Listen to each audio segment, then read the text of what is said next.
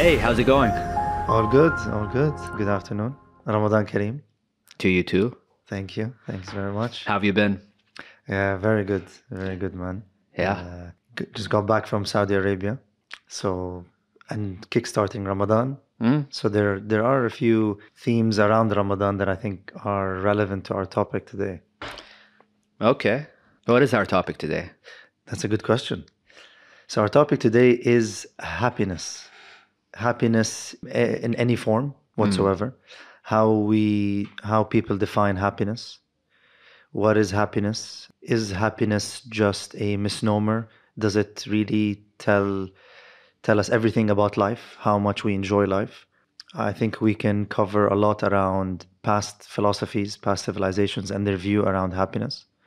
And then look into how modern psychology has looked to map happiness and measure happiness. And then even to Dubai itself and where we're living, how they're looking around happiness. So it's an age-old debate. Yeah. Well, it's a very complicated topic. Happiness can have many, many flavors. This table is a little bit squeaky, but we'll try not to put our hands on it. Yeah. Happiness is the ever elusive, forever pursued feeling, I feel like, by people. It's, there's this Will Smith movie called The Pursuit of Happiness, I think. And there's a docu-series as well that was filmed on Netflix. I forgot who was filming it. It's also called The Pursuit of Happiness. So there's a lot of content that surrounds the concept of happiness out there. And I think the tricky part is, and what we're probably going to want to explore a lot more in the podcast, is different people's definition of happiness. Like if you go to someone here in Dubai working as a lawyer in a big office, for example, and you ask them, what's your definition of happiness?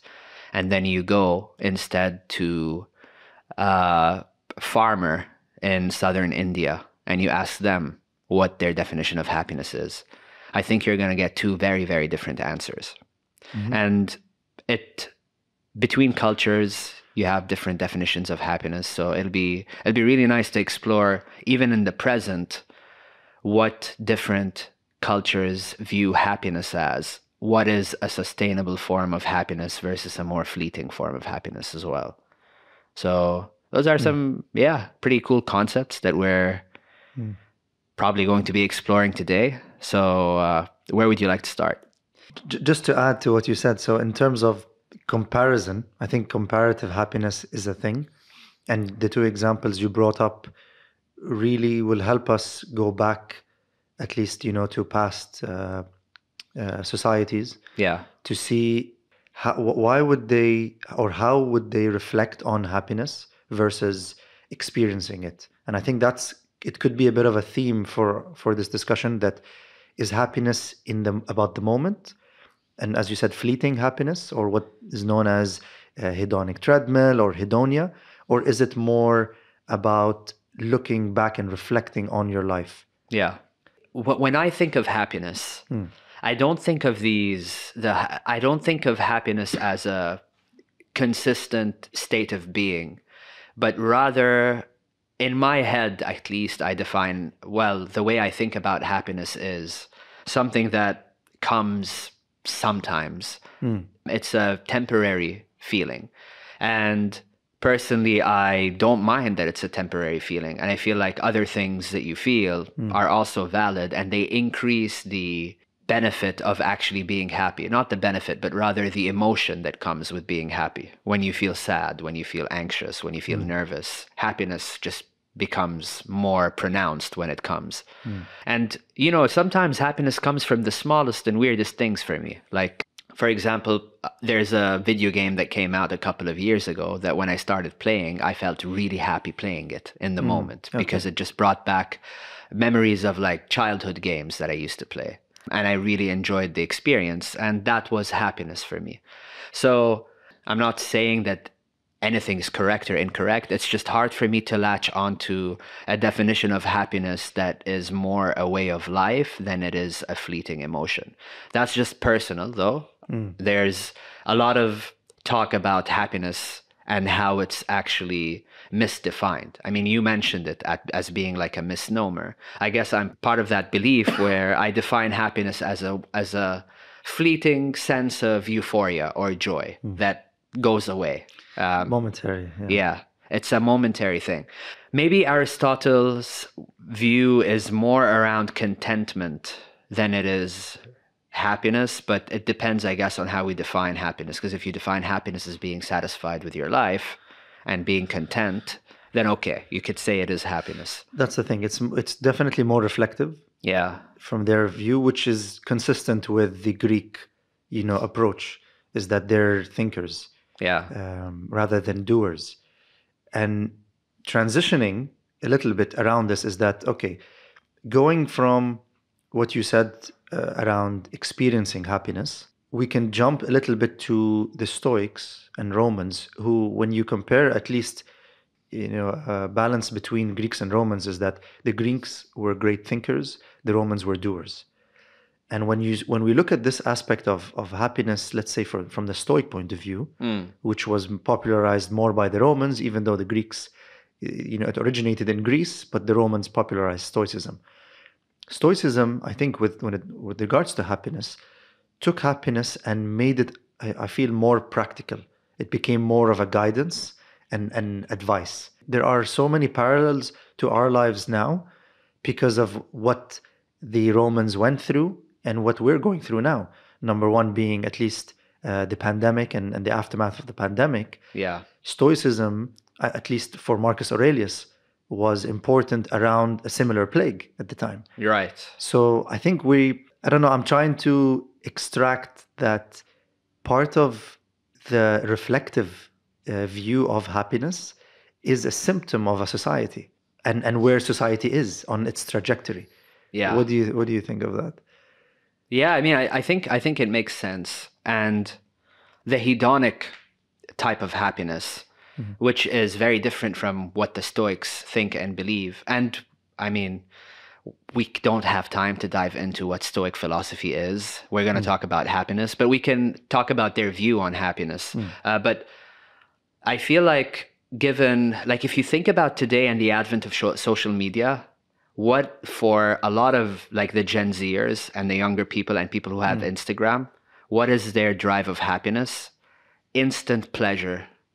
Posting something and seeing like 1,000 likes, 2,000 likes, that dopamine hit. They get hit with a small rush of dopamine. It's almost like taking drugs. And then they get addicted to that hit of dopamine, but it stops coming slowly because it loses its novelty. So they start chasing it and they become addicted to social media and posting pictures and trying to get likes, and they end up doubting themselves, and it destroys their self-image. But it is a product of the society that we're in right now. I think you're right. And the true pursuit of contentment or happiness in the Stoic sense is becoming lost in this age we have of instantaneous pleasures.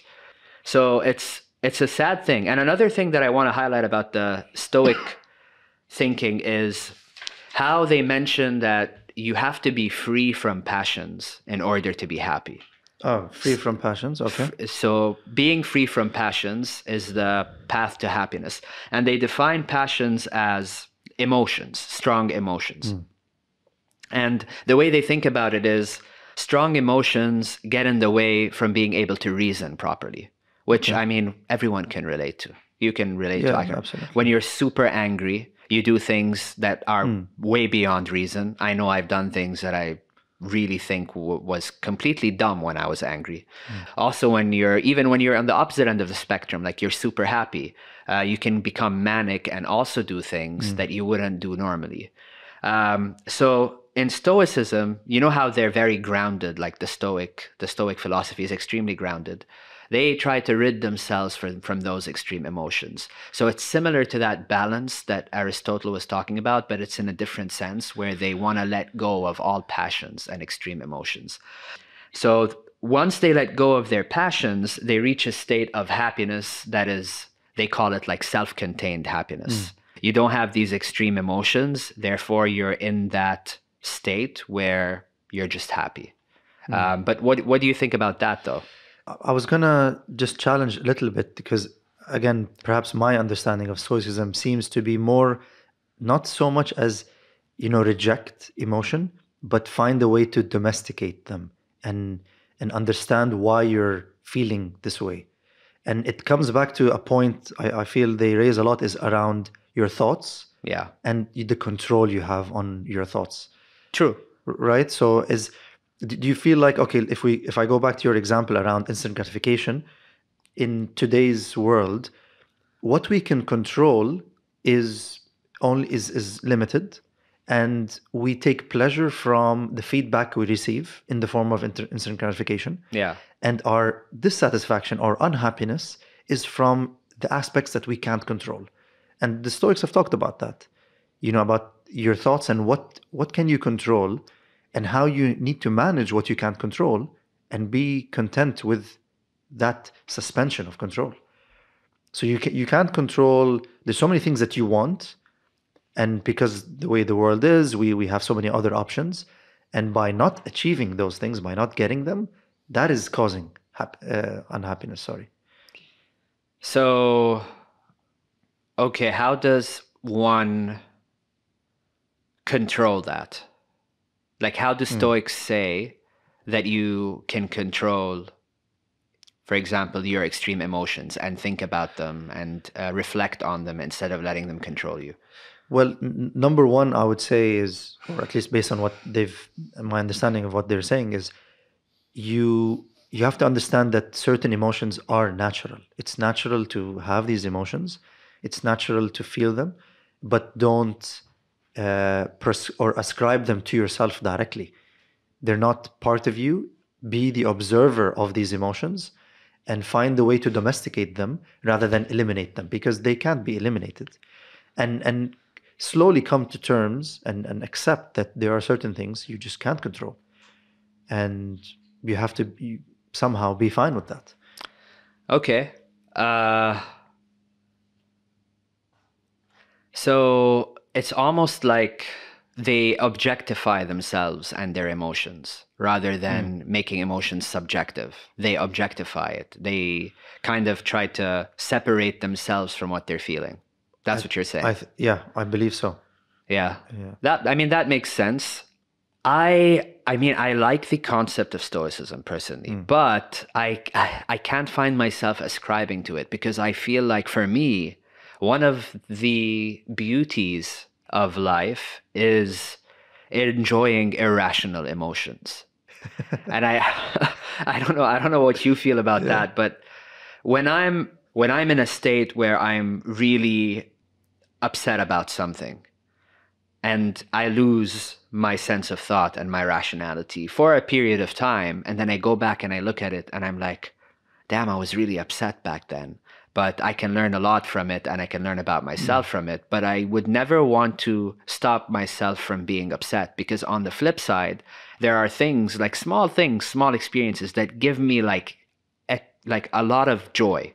And I never want to leave. I don't want to lose that, because if you're objectifying your emotions like that, I feel like you're getting, and by the way, that's a concept in Stoicism, apatheia, apathy. You reach a state where, Like lack of caring, right? yeah. Okay. Well, it's different from lack of caring. It's not really indifference in the Greek sense of the word. Apathy becomes indifference in English. But in the Stoic sense, it is taming your emotions, basically, exactly like you said. Okay. So I don't want to tame that fiery passion or joy that I get sometimes. And I know that the opposite of it, like the yang of the yin, is sadness and anger. I want to experience these extremes and I enjoy them. Do you know what I'm saying? Okay, Like, I don't know if what I I'm get it. saying makes sense, but that's my argument. I wouldn't say argument against Stoicism. It's my stance on why I wouldn't want to practice Stoicism. I can see how it's beneficial, but from a personal perspective, I don't know if that's something that I would want to pursue to that degree. I feel like our emotions are really a core part of who we are. I understand that reason gets clouded by emotions. And I'm perfectly fine with it because this is the brain and this is how your mind is. And I want it to really give me the experiences in their full capacity. And I don't know what your thoughts are on this. To quickly comment on it, and okay, I'm trying to summarize kind of your view. I see how you can see that Stoicism has merit and is valuable for, leading, a certain lifestyle, virtuous, for example. What I'm getting from you is that you have this sort of psychological realism around, human emotion, that you feel the benefit of the expressive nature of these emotions Yeah. outweighs grounding it and leading a life where it's just too maybe ritualistic. I think that's where it comes off a bit Stoicism, and I can see that. Yeah. It can become too regimental, it can become too restricted. I think one word that I would say boring. Maybe. Yeah, Yeah. Fine, yeah. I mean, Yeah. look, there's nothing wrong with leading that type of life if you feel like you need it. I feel like it's hard to give a recipe that everyone is gonna follow and love. Yeah. There's a reason why people have opinions about, let's say, food. You can't have something that everyone's gonna love. That's just never gonna happen. And I feel like for me, personally, on a personal level, that's why Stoicism, although I understand the concepts and the thinking behind it makes a lot of logical sense, I don't think it's something that everyone should necessarily try to pursue or follow. In terms of happiness, like you want to be happy, Stoicism could be the answer for you. It could also not be the answer for you. No, you know what I mean? No. And I see your point in terms of number one, people are different. Yeah. That's not something, original. And no, I said it first here on this podcast. People are different. People are absolutely different. Yeah. When trying to think about this in terms of a bigger, point, there's a tendency to force maxims, right? At least looking back on philosophy and all these, I agree. Right, rational thought. They're all about, or mostly about, thinking about how can I aggregate knowledge in order to benefit people, in the long run, right? And they're trying to find practical means that would, on average, make people's lives better, right? And your point is that, well, okay, that can work, but it doesn't come off very personal, because I can balance and manage my own, desires, passions, lusts differently, and that's fair.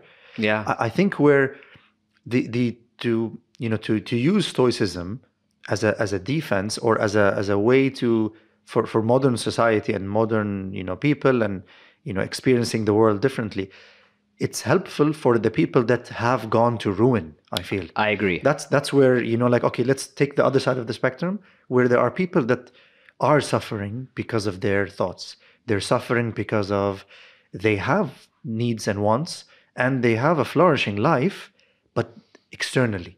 So maybe let's try and direct it internally, is that certain people resort to it because internally they're not getting satisfied. They're not satisfied. When they reflect poorly, even if in the moment they have good experiences. Yeah, let's talk about this more. I feel like this is a really important distinction.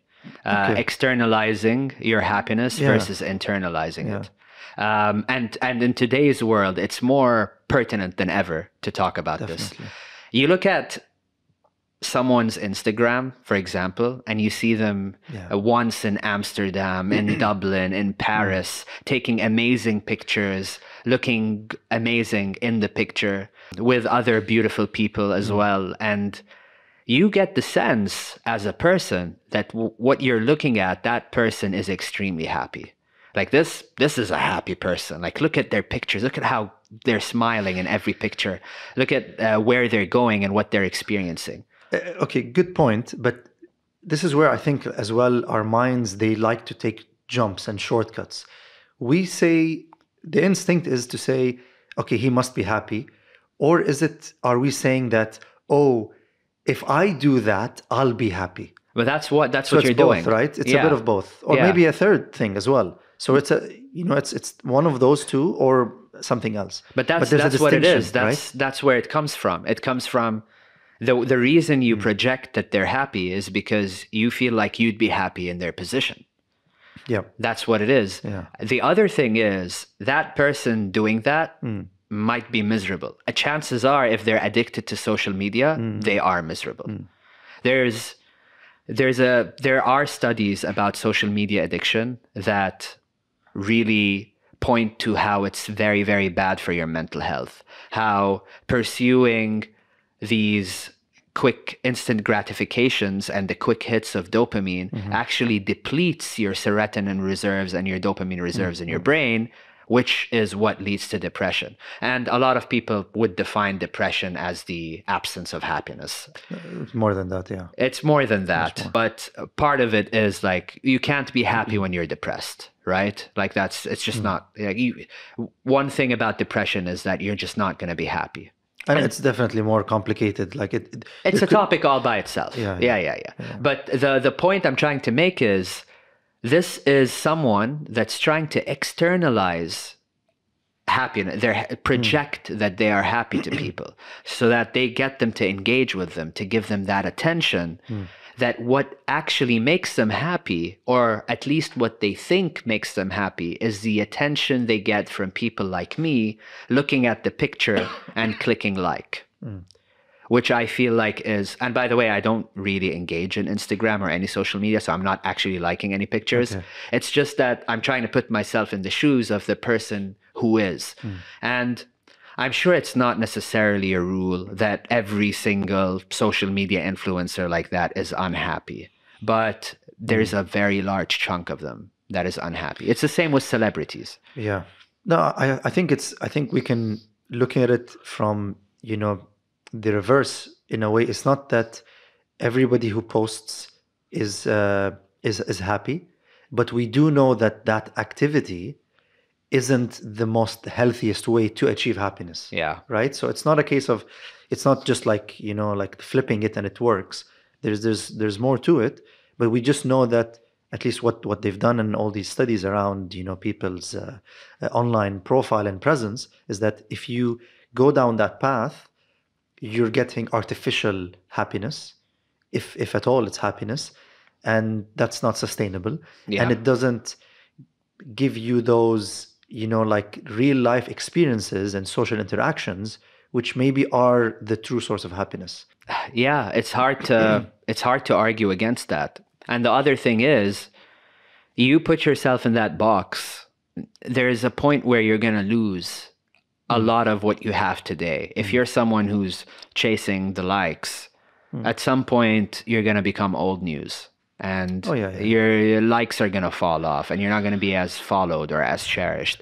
And that's going to cause big problems for you. And a lot of people, like if you go back to celebrities that have achieved fame and lost it, or like athletes that were once the best at their craft and are now older and they just can't do the same thing anymore, they become depressed, and a large portion of them at least. And this is kind of the road that you'd be treading. And with social media, things are much more instantaneous than it is with athletes or celebrities, because they do things for extended periods of time. So they're in a state for an extended period of time.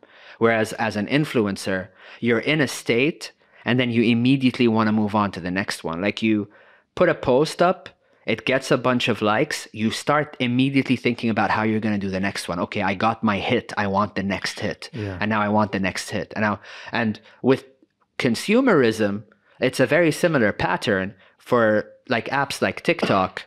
You get entertained by one video, 5 seconds later, you're bored, you want the next one, you want the next one, and you're just getting these hits. And there's like research and studies that are showing that the rise by percentage of population of symptoms like anxiety and depression in teenagers and in young adults is really, really troubling and concerning.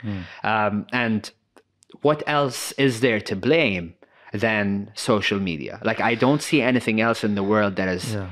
changed the world significantly like social media did. In fact, if you think about it, we should be happier. We should be less anxious and less depressed Yeah. because we have so much at our fingertips, all this information. We can travel wherever we want. We can talk to someone on the opposite end of the world in less than a second. Why are we so anxious? And why aren't we happy with all the things that we have access to?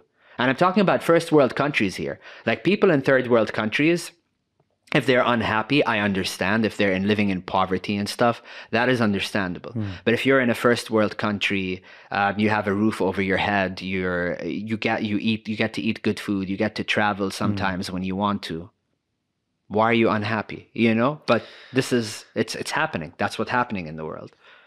True. And to answer maybe a little bit that point, obviously there's more than one response to it.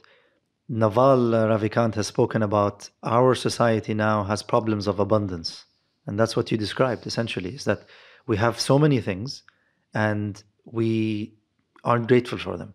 So part of it is about, should be about being grateful for what you have. And it comes back a little bit to around the Stoic thinking where, you need to visualize negative things to appreciate what you have, because you know that at any moment you might lose everything, anything. Yeah. And then I like that. Now, going back to your point around social media, there's a very nice statement as well mentioned by Daniel Kahneman around how we, and he doesn't have Instagram, by the way. I've checked on a recent podcast. He's not aware of Instagram. He's too old to use it, but he's done enough research around experiences and traveling, and his own views can be summarized in the following. So when we travel, he's spoken about, we don't choose between experiences, we choose between memories of experiences. And I think this is really, it touches on, sort of around Instagram, is that when we travel, and we all face this, we're not really traveling to experience, we're traveling to showcase evidence of that travel. And I think that can summarize. That's in the social media. Yeah, 100%. Direct link. That's a direct link, right? 100%. Yeah, and jumping on this a little bit more is like, when we think about the future, we don't think of it as experience. We think of it as anticipated memories. And when we combine that and relate it to how we reflect on our experiences, that's where there's that cognitive trap, is that because, okay, number one, we're not having great experiences because we're just thinking about the future. Number two, when we come to reflect, we're reflecting from a poor state of mind. Yeah. So you put all those together and you have this like vicious cycle where, you're not being grateful, you're not enjoying your experiences. When you come to reflect the abundance of society and the comparative nature of society, it's very hard. So when we think about, okay, why do people look at Stoicism and Ikigai, the Japanese philosophy? Ikigai, yeah. They both kind of espouse what is now known as cognitive behavioral therapy. Yeah. To treat people with, severe disorders, mental issues, and a big part of them is around happiness. So we're going, we're jumping across, time, civilizations, we're going through technology, we're going through Greeks and Romans, and the view around the abstract versus the practical. And maybe, I don't know, we can, this is not the answer. Obviously, it's much more complicated than that. But there seems to be there are certain themes around, gratitude, around true experiences and putting effort to enjoying those experiences, and then avoiding social media in a sense to not reflect too much, and avoiding that spiral of your own reflecting and control. Dude, I said a lot. Yeah. I mean, I'm with you on this. The avoidance of social media, I feel like, is something that a lot of people can. I mean, there are some people probably who aren't as affected, but I can just by opening a social media platform like Twitter or I could see how it could just ruin your life. Like, you could just start projecting and wanting all these things that ultimately really mean nothing and would only be to your own detriment. Writing a tweet that gets a bunch of likes and gets looked at by people and replied to by people, like, why is that something you're chasing? And then the comments that people on the internet make they're not very valuable. Like where Yeah. is the last time that you're gonna get value from a comment on the internet to a specific post? Like it just doesn't happen. Usually they're toxic. Usually they're gonna be something that's gonna bring you down. And it's the same with not just looking at the comments themselves, but even with chasing this validation. You're chasing this is bad for you. All you need is self-validation, internal. Yeah. That is to me really the fundamental foundation of happiness. Internal self-validation. You need to understand yourself. You need to value yourself from within yourself and provide a lot less weight to how people on the outside view you. And that is the internal, in my opinion, the real internal definition of happiness, which unless you have a comment, I'm going to transition with this to something else where different cultures define happiness differently. And why I'm saying this is because I'm talking about intrinsic happiness right now. But there are cultures that see happiness as an external value, where it's about doing good by others and being seen as someone who is from a specific status or, in a specific class of life. Okay. So it's about your role in society as well? It's about your role in society, okay. and that's how they attribute happiness, to your role in society and to how people externally view you. To give an example, there's, like in the USA, a survey about happiness was done, and the more common answer was for US people, happiness is about having good relationships with good people. Yeah. And having these good people, trust you and you trust them. And this, I feel like, is an externalized form of happiness. To me, the best and healthiest form of external. I would say so. Yeah, it's a good form of externalized happiness. But to me, I feel like it could be important, but from a personal perspective, I find happiness a lot more internal. I understand the importance of like social connections and having a good network of people, but it is an internal mindset, and contentment itself is very internal for me. Happiness is an external feeling that comes and goes, which we talked about earlier. So what are your thoughts on the American view of happiness? I mean, I didn't think that this is the American view, honestly. I was going to actually argue in a different way, but I kind of see, at least in terms of the way I'm summarizing that point, is kind of your relational self. And that's a point in Japanese philosophy as well. Yeah. So there's that point around, and I think a lot of, cultures, because let's face it, the American really, it's a very modern sort of philosophical view around, society and their own philosophy. Yeah. Anything before the American, they kind of touched on that point, which I agree with, around the social aspect of happiness. And I feel like it is a good factor. Okay. It's important because we are social beings. We are social creatures. We don't exist in a vacuum, despite life being very much, in the words of some people, single player game. Life is mostly a single player game, but the holistic view around happiness, because it's not just about the person, it's about your interactions with people. It has to be about that, because while you do exist in your mind, and the world can seem very, like a tunnel and narrow at times, you exist as part of a world that you're interacting with, and you act and react accordingly. So there needs to be that part of that formula, in my view. Okay, so you're saying that it is kind of a crucial element to... Yes. If someone is a monk in a Tibetan temple, they usually try to, I feel like they have, I guess, connections with other monks, but it's very, very limited. And they pursue very introspective state of contentment and happiness.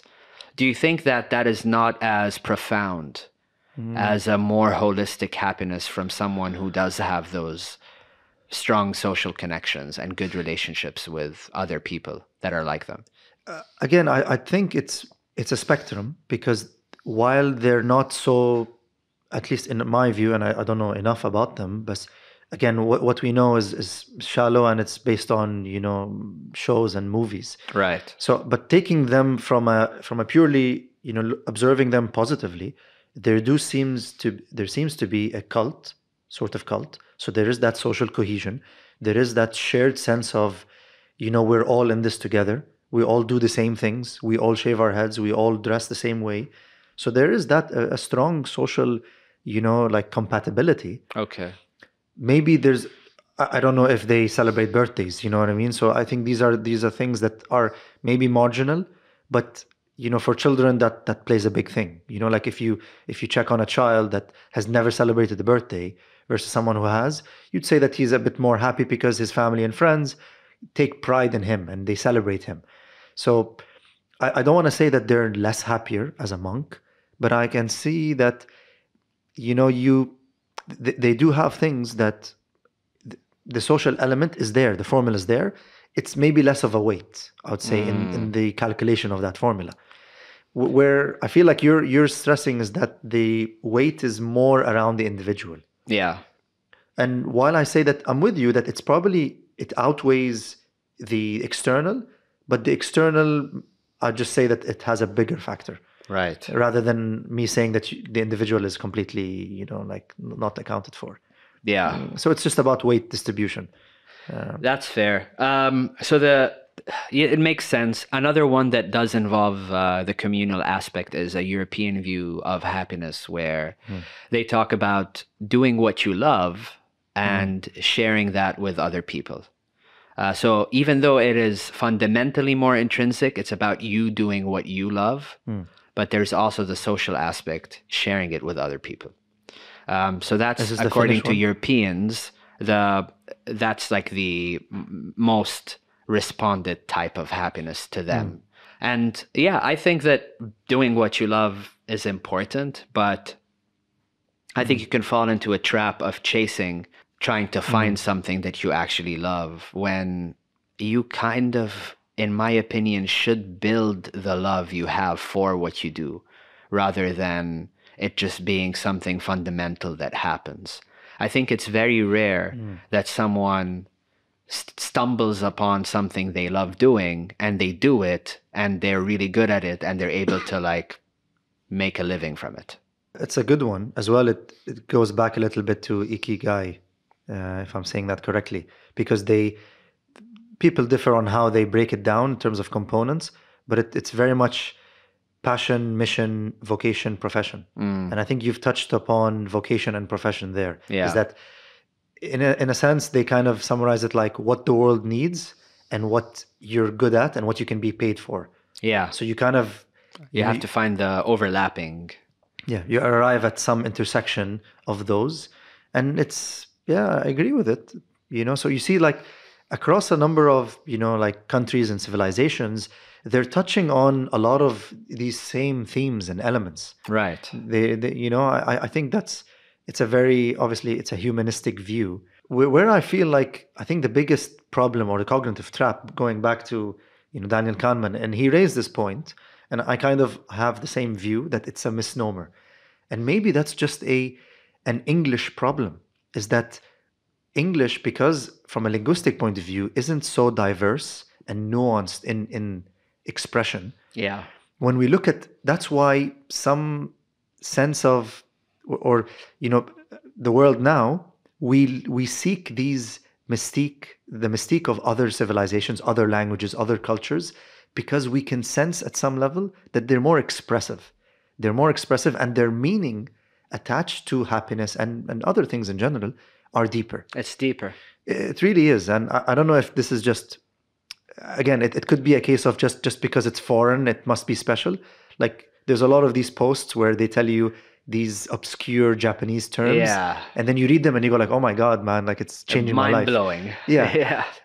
It has its weight, for sure. It has its weight. Number one, because it's foreign. Number two, because their language is richer. I think so. I think English, it being like a much more modernized language, lost a lot of the depth and nuance of older traditional languages, like even Arabic, Japanese, Chinese. You can have, Simplified. It's much more simplified. yeah, you can have a lot of depth of meaning in specific words. Yeah, that's I kind of see it like that. Yeah. That it's a language, it's a lens of So how do we you read. think that because of the simplification of the English language and how in English happiness has, you could say, a shallower definition, do you think that could be part of what's leading a lot of the first world down a trap of pursuit of instant gratification rather than the more deeper and profound happiness that the Stoics and Ikigai philosophy and other philosophies kind of try to advocate for in different ways, but they're ultimately arriving at the same fundamental point where it's inner contentment that makes you happy, whether it's from good social relations or...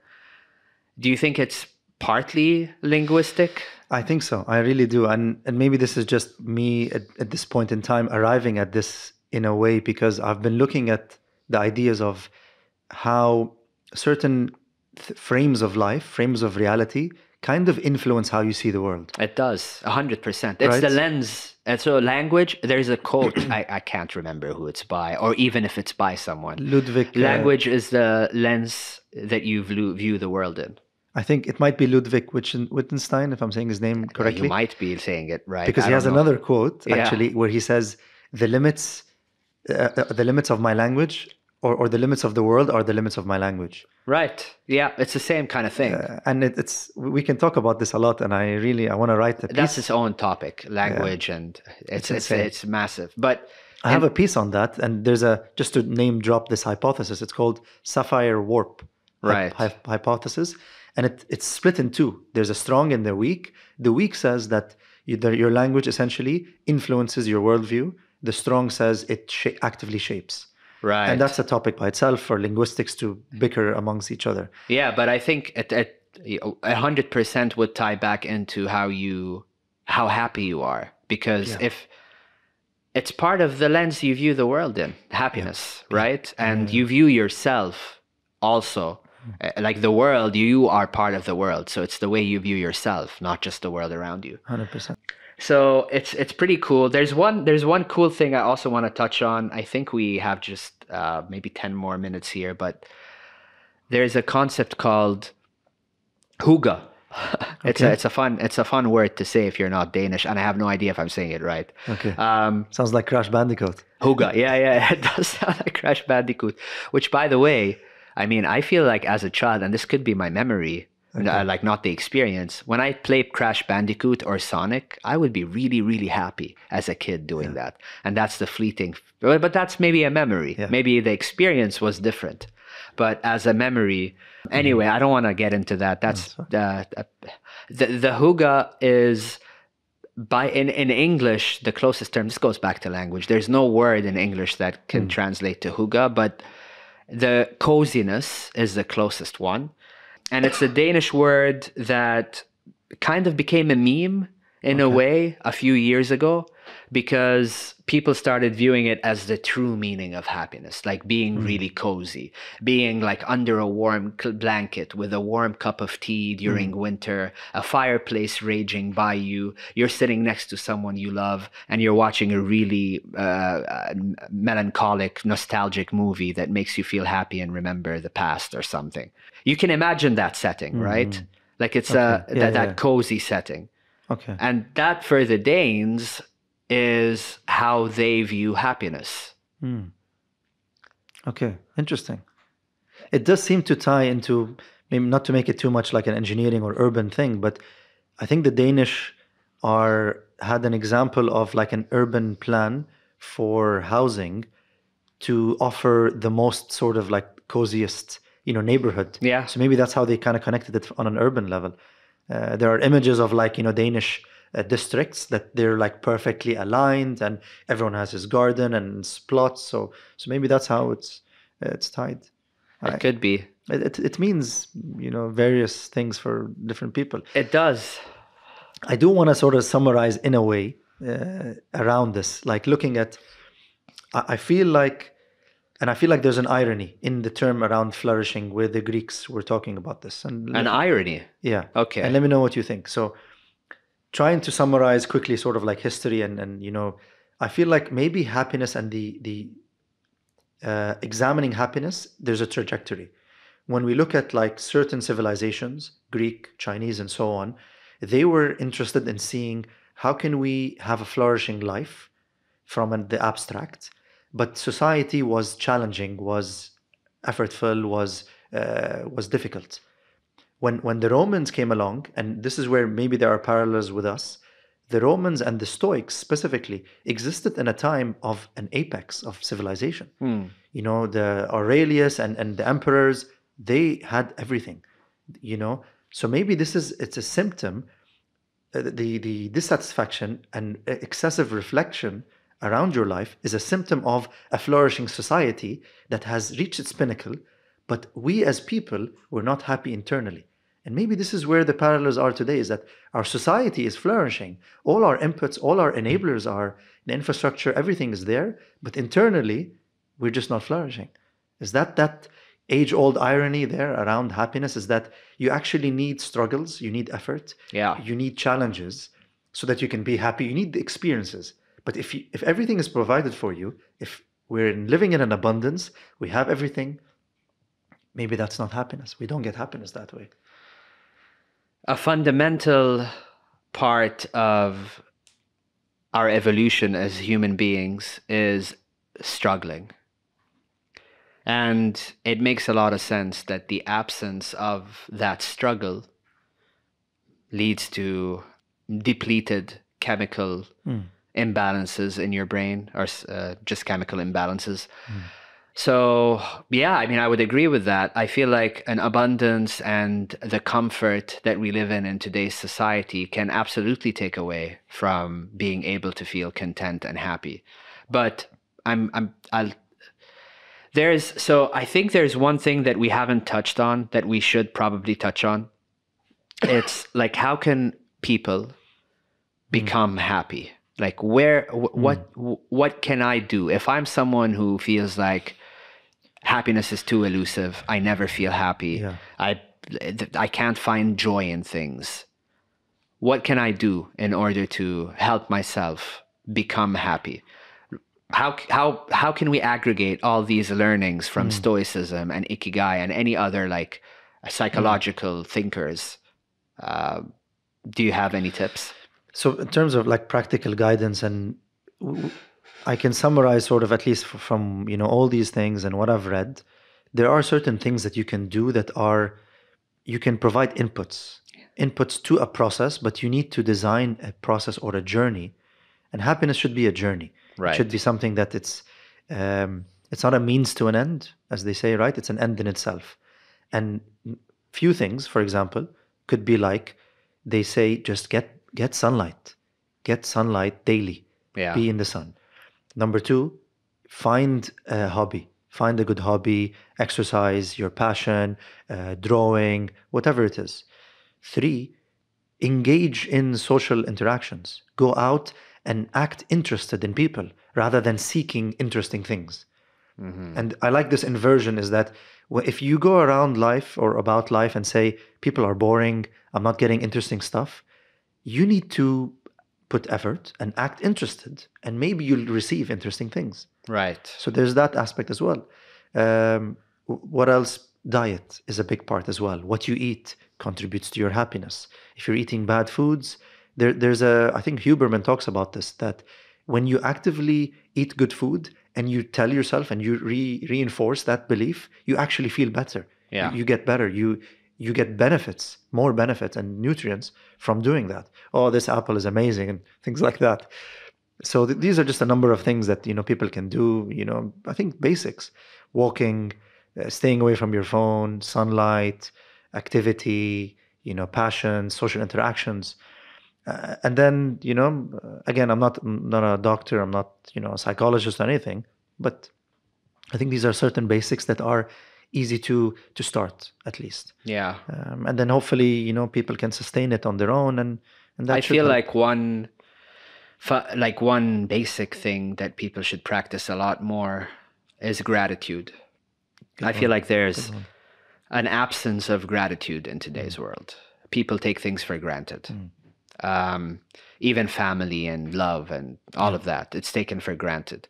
And that is, I think, a big piece of the happiness puzzle. If you know how absurdly unlikely it is for you to exist right now,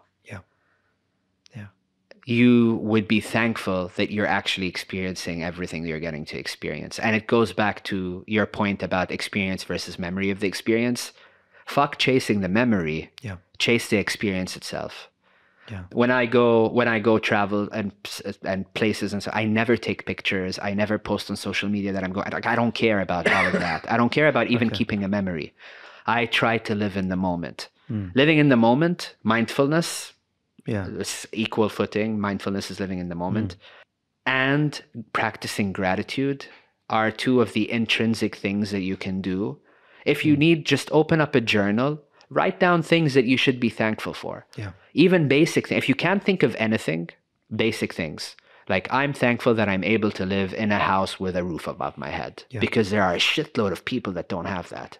Even practicing that gratitude every morning when you wake up before you get your dose of sunshine or after, I think that'll help you get to get to a place where you're happier as an individual, at least.